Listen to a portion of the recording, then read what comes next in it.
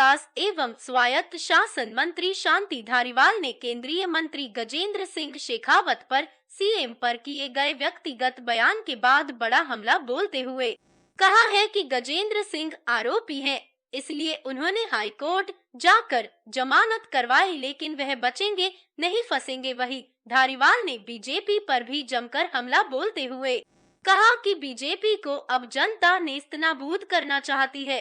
BJP के पास कोई मुद्दा नहीं है।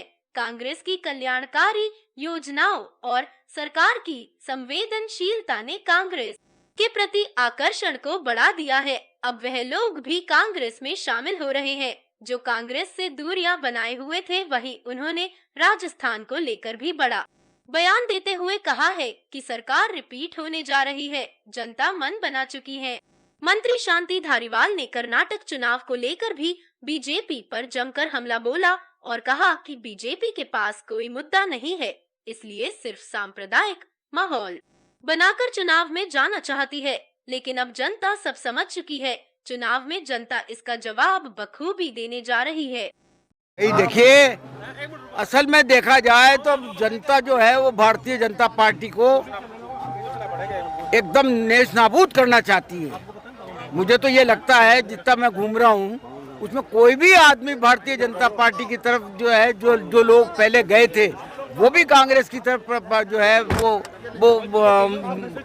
कांग्रेस की तरफ जो है वो आकर्षित हो रहे हैं, क्योंकि काम इतने हुए हैं, गहलोत साहब की सरकार ने इतने काम किए हैं और गहलोत साहब ने खुद ने महंगाई के खिलाफ जो है लोगों को मजबूत करने के लिए इतनी योजनाएं दी हैं कि जिससे लोग प्रभावित होकर के जो है वो कांग्रेस की तरफ मुड़ रहे हैं। तो भारतीय जनता पार्टी का तो सूपड़ा साफ होगा।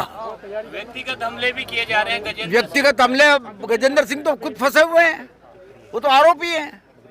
आरोपी नहीं होते तो हाई कोर्ट में जाकर के जमानत काहे को करवा लेते। तो वो तो आरोप सिद्ध हो गया उनके खिलाफ, तो बिल्कुल वो तो फंसेंगे।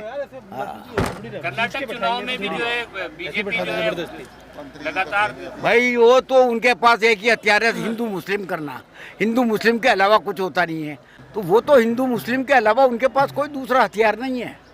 वो सब हथियार उनके वोटे हो चुके, खत्म हो चुके। और ये जनता भी समझ गई कि हिंदू मुस्लिम के अलावा इनके पास कुछ है नहीं और देने के लिए विकास करने